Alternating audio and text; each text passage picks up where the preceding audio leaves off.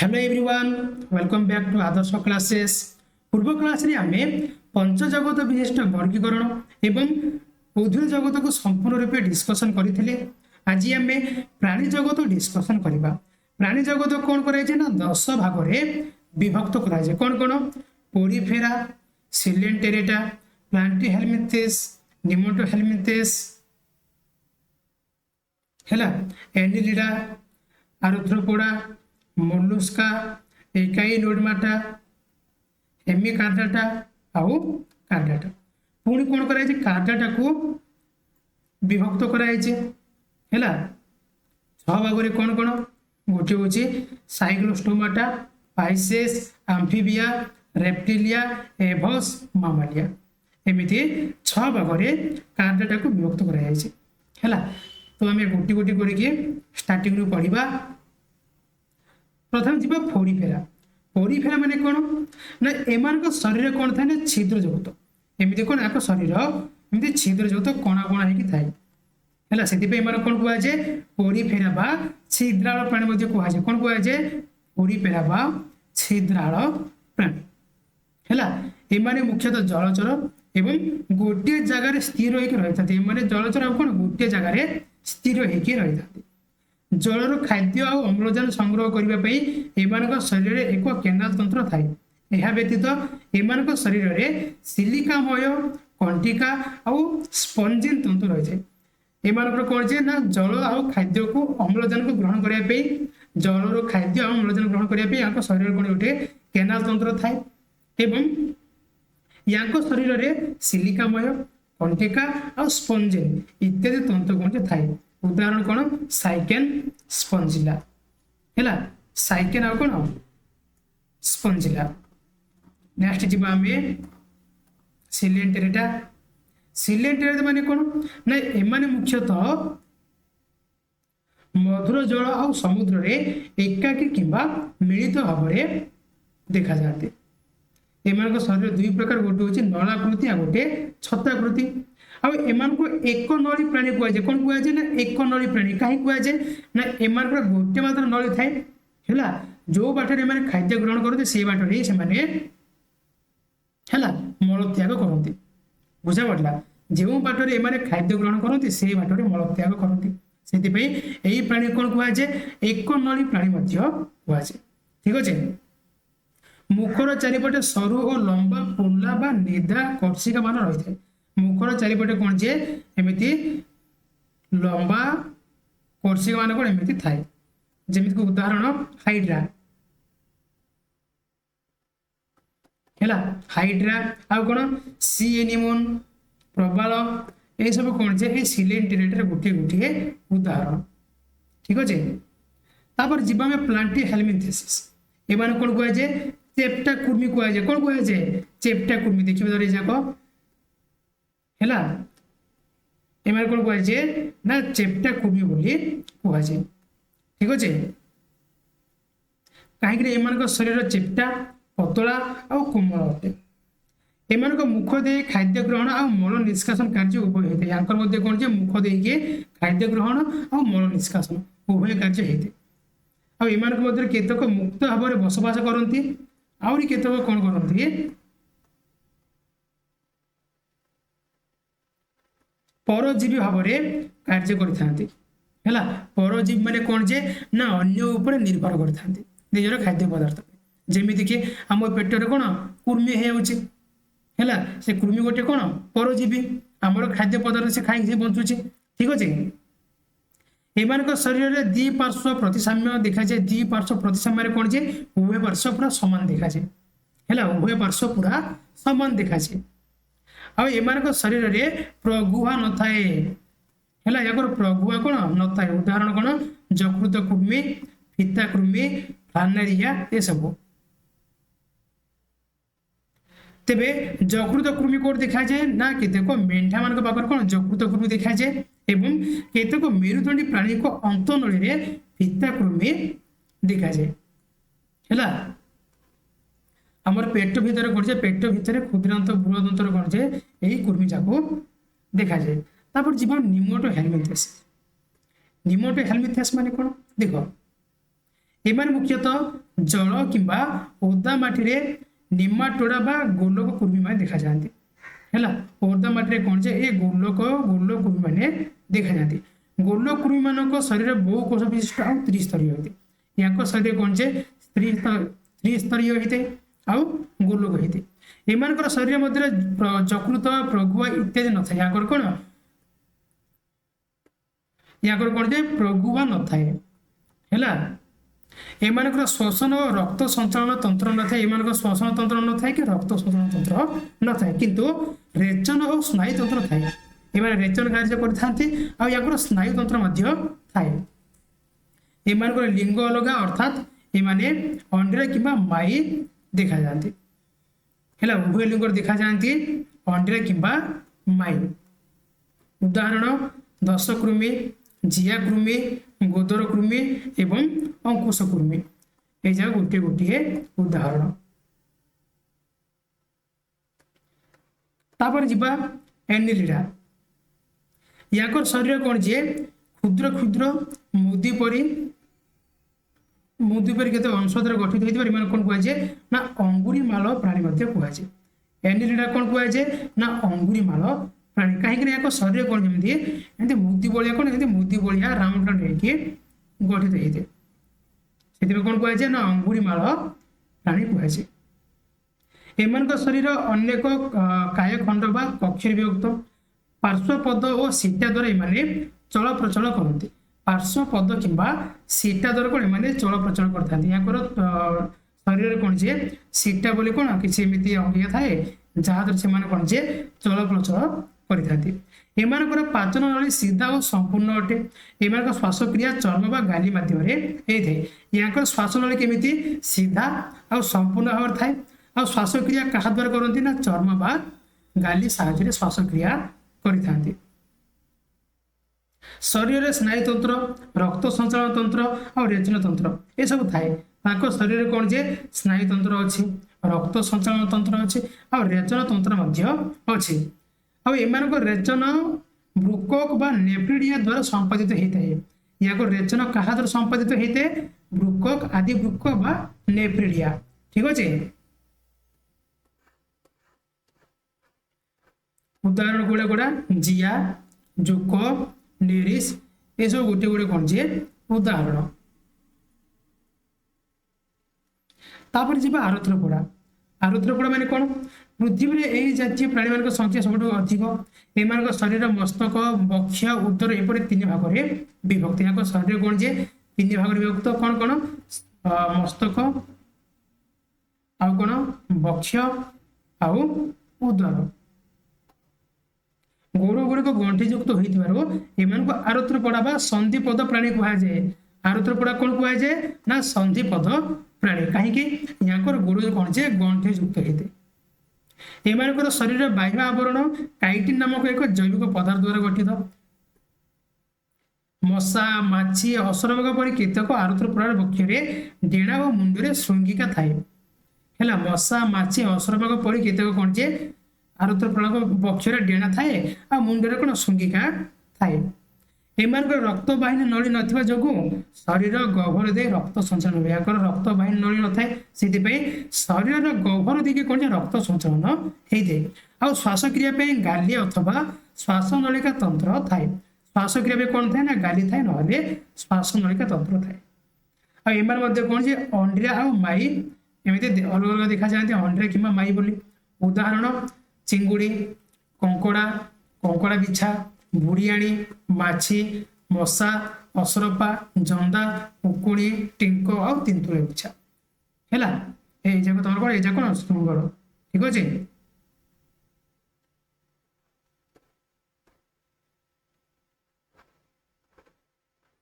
तापर जी मनुष्क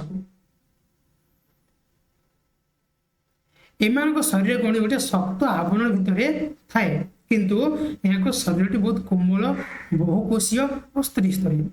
पाचक नली मुंडलाकृति यू आकृति यहाँ पाचक नली केमी यू आकृति। एम शरीर में रक्त संचालन कौन सी व्यवस्था नहीं आपको शरीर कौन रक्त संचालन सेमती किसी व्यवस्था ना। उदाहरण गेंडा शामुका ऑक्टोपस ये कौन गोटे गोटे मनुष्क प्राणी अंतर्भुक्त है। तापर जीवा आमे एकाई नोड माटा। एकाई नोड माटा माने कोन ना एमानकर बहिरावरण कंटकपूर्ण प्रगुहा बा सिलोमटी जल संवहनी तंत्र विशिष्ट हैला। याकर प्रगुहा बा सिलोमटी कोन हे ना जल संवहनी तंत्र विशिष्ट। ट्यूब पाद द्वारा एमाने चल प्रचल करती कहा द्वारा ना ट्यूब पाद द्वारा। एमानक ठारे रक्त संचालन तंत्र और रेचन तंत्र नाही किंतु स्नायु तंत्र अछि। एमानक पाखर कोन रक्त संचालन तंत्र और रेचन तंत्र नाही किंतु स्नायु तंत्र अछि। श्वासक्रिया गाली आ अन्य श्वास तंत्र द्वारा हिते। एही पर्वर केतक प्राणी ठारे पुनरुद्भवन प्रक्रिया संभव होइते। एमाने कोन पुनरुद्भव रीजेनरेशन प्रक्रिया कोन याक पाखर हिते ठीक अछि। उदाहरण समुद्र तारा समुद्र काकुड़ी ए सब कोन जे एही जातीय प्राणीर उदाहरण। तापर दिबा हेमिकार्डाटा। हेमिकार्डाटा कोन ना एमाने उभय अमेरुदंडी आउ कार्डाटाकर मिश्रित गुण। ग्रसन रे दिबा गाली छिद्र ही एमानकर एकमात्र कार्डाटा लक्षण एमानकर देखा जाय। ग्रसन रे कोन थाय ना गाली छिद्र थाय ठीक अछि। शरीर तीन भाग रे विभक्त जेमिति कि प्रोबोसिस कुलार और गंडी। श्वासक्रिया गाली छिद्र द्वारा संपादन हुए। याक शरीर तीन भाग रे विभक्त कोन कोन गोटे जे प्रोबोसिस आ गोटे कुलार आ गोटे गंडी। आ याक श्वासक्रिया कहा द्वारा संपादन हेते ना गाली द्वारा गाली छिद्र द्वारा संपादन हेते। उदाहरण बालन ग्लासेस हैला बालन ग्लासेस। तापर जीवा हम नेक्स्ट कार्डाटा। एमान पाखर मुख्यतः तीनोटी लक्षण थे कोन कोन पृष्ठरज्जु बा नोट कार्डाटा नोट कॉर्ड हैला नलाकृति बा पृष्ठ स्नायुरज्जु। ग्रसन रे गाली छिद्र एमिति कोन तीन भाग रे बा तीनोटी लक्षण थाए। एही पर्व तीनोटी उपपर्व विभक्त जेमिति कि यूरोकार्डाटा सेफालोकार्डाटा वर्टिब्राटा। प्रथम जीवा हम यूरोकार्डाटा। यूरोकार्डाटा माने कोन ना एमानक शरीर ट्यूनिक नामक एक आवरण द्वारा आवृत हैला। ट्यूनिक नामक गोटे आवरण द्वारा आवृत। नोटोकॉर्ड और नलाकृति पृष्ठ स्नायुरज्जु केवल शुक बा लार्वा अवस्था थाए। ग्रसन रे गाली छिद्र थाए एमक हृत्पिंड और रक्त वाहिनी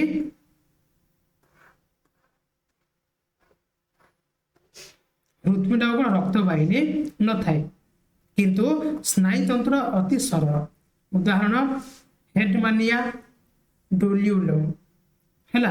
तापरे सेफालोकार्डाटा एमानक आकार देखिया कोन बहुत छोट माछ भଳି किंतु मुंडटी सूक्ष्म होइतबारो ता ठीक भाव जना पड़ न थाए। कार्डाटारे थिबा तीनोटी जाक विशेष गुण एमानक पाखर स्पष्ट देखा जाय। नोट कॉर्ड शरीर आरंभ रो शेष पर्यंत थाए। परिपाक नली सरल और शरीर रे रेचन तंत्र थाए। उदाहरण आम्पियोक्सास बा ब्रानकियोस्टोमा। तापर वर्टिब्राटा। वर्टिब्राटा कोन ना समस्त मेरुदंडी प्राणी एही पर्वर अंतर्भुक्त बुझा पड़ला। पूर्णांग अवस्था एमानक पृष्ठरज्जु मेरुदंड रूपांतरित हेते। मेरुदंड सहित शरीर विभिन्न भाग रे अस्थि बा उपास्थि अंतःकंकाल मस्तिष्क टे खपर द्वारा आवृत हेके रहिथे हैला। एमानक कोन जे मेरुदंड थाउची एमानक अस्थि कंकाल थाउची अस्थि थाउची उपास्थि थाउची आ कोन जे अंतःकंकाल थाउची आ मस्तिष्क कोन जे खपर द्वारा आवृत हेके थाउची। तो एमानक 6 भाग विभक्त कराइ जे कोन कोन साइक्लोस्टोमाटा हैला। प्रथम जो साइक्लोस्टोमाटा को एमानक आदिम मेरुदंडी प्राणी बोली कहा जाए कहा को साइक्लोस्टोमाटा को। एमानक शरीर दीर्घयित मुख हनुविहीन एमाने परजीवी भाव में जीवन यापन करते जेमिति कि उदाहरण पेट्रोमाइजन हैला आ मिक्सिन। तापरे पाइसेस पाइसेस कौन जानते ना माछ माने साधारणतः माछ यार उदाहरण। एमानक शरीर अस्थि बा तरुण अस्थि गठित शरीर काति द्वारा आवृत। माछ देखिथिबो माछ शरीर कोन काति द्वारा आवृत। एही काति रे वृद्धि बल थाए ताहा आकार मध्ये भिन्न। से काति कोन था वृद्धि बल थाए। एमानक पांच कंडल शेष भाग रे अवसारण छिद्र थाए। मुखर हनु दांतयुक्त ता मुखर हनु रे कोन एमते दांतयुक्त थाए ठीक अछि। एमाने गाली द्वारा श्वासक्रिया संपादन करते एटा समस्त जानिचे माछ माने कोन जे गाली द्वारा श्वासक्रिया संपादन करते। उदाहरण सांकुच माछ हैला ଟର୍ପେଡୋ, ମଗର ମାଛ, ହିପୋକ୍ୟାମ୍ପସ୍, ରୋହି, ଭାକୁର, ମିଳିକାଳି, ଶେଉଳ, ଇଲିଶି, ଖଇଙ୍ଗା, ବୁଝା ପଡ଼ିଲା। ଏସବୁ କ'ଣ ଯେ ଗୋଟିଏ ଗୋଟିଏ ସ୍ପାଇସିସ୍। ତାପରେ ଯିବା ଆମେ ଆମ୍ଫିବିଆ। ଏମାନଙ୍କୁ କ'ଣ କୁହାଯାଏ ନା ଉଭୟଚର ପ୍ରାଣୀ ବୋଲି କୁହାଯାଏ। କ'ଣ କୁହାଯାଏ? ଉଭୟଚର ପ୍ରାଣୀ। କାରଣ ଏମାନେ ଜଳ ସ୍ଥଳ ଭାଗରେ ଉଭୟ ରହିପାରନ୍ତି। ଏମାନଙ୍କ ଚର୍ମ ସାଧାରଣତଃ ପତଳା, ଆର୍ଦ୍ର ଆଉ ଗ୍ରନ୍ଥିଳ। ଏମାନଙ୍କର ଅନ୍ତଃକଙ୍କାଳ ଅସ୍ଥିଳ। ଏମାନେ ମାଂସାଶୀ ଏକ କୀଟପତଙ୍ଗ ଏମାନଙ୍କର ମୁଖ୍ୟ ଖାଦ୍ୟ।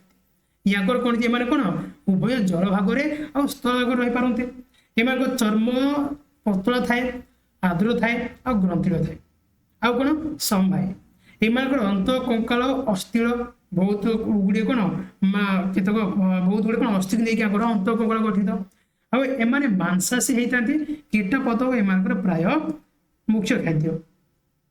ଏହି ଜାତୀୟ ପ୍ରାଣୀମାନଙ୍କର ଖାଇବା ସମୟରେ ଜୀଭଟି ମୁଖ ଗହ୍ୱରରୁ ବାହାରକୁ ଓଲଟା ଭାବରେ ଗତି କରିଥାଏ। ଯେତେବେଳେ ଏମାନେ ଖାଇଥାନ୍ତି ୟାଙ୍କର ଜୀଭ କ'ଣ ମୁଖ ଗହ୍ୱରରୁ ବାହାରକୁ ଓଲଟା ଭାବରେ ଗତି କରିଥାଏ। ଠିକ ଅଛି। ଶିକାର ଉପରକୁ ନିକ୍ଷେପ କରିଥାଏ।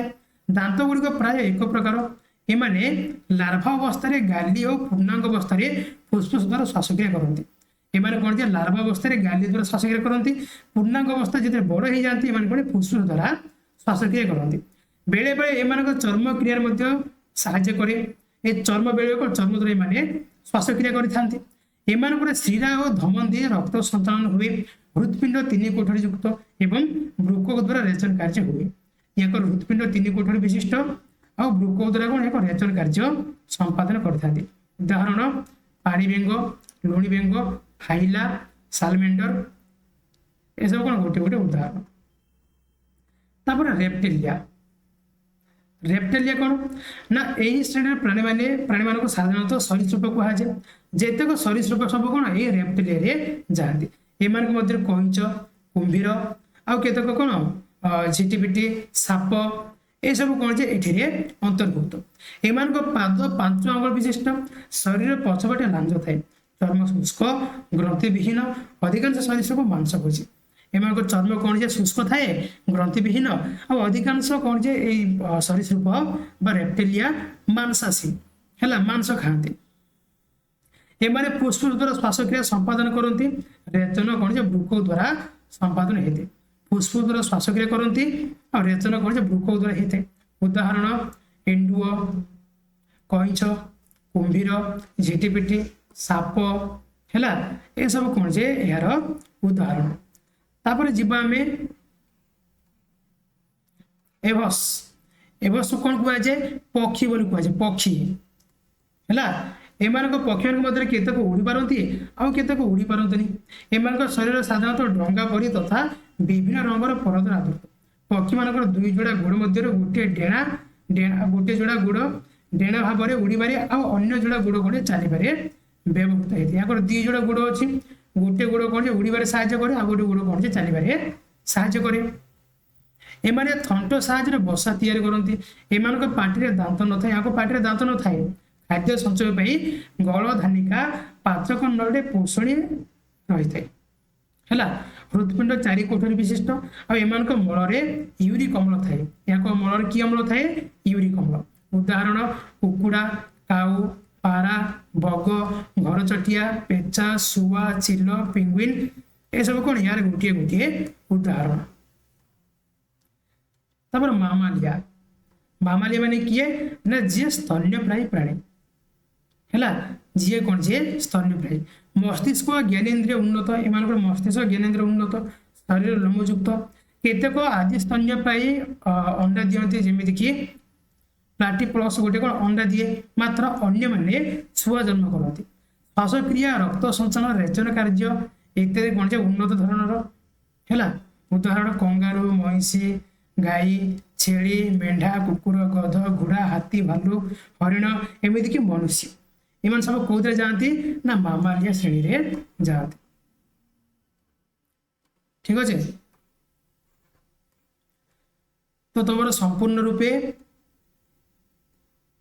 ଜୈବ ବିବିଧତା ପାଠଟି ସମ୍ପୂର୍ଣ୍ଣ ରୂପେ ସରିଗଲା। ଆଶା କରୁଛି ସମସ୍ତେ ପ୍ରାୟ ବୁଝିପାରିଥିବ। ଯଦି କାହାକୁ ବୁଝା ପଡ଼ିଲାନି ଦୟାକରି କମେଣ୍ଟ କରିକି ଜଣେଇବେ। ଭିଡ଼ିଓଟି ଭଲ ଲାଗିଥିଲେ ଲାଇକ୍ କରନ୍ତୁ। चैनल को सब्सक्राइब करन सब्सक्राइब करी पाखरे बेल आइकन को क्लिक कर दियंतु। आज पे पुणी देखा नेक्स्ट वीडियो रे। धन्यवाद।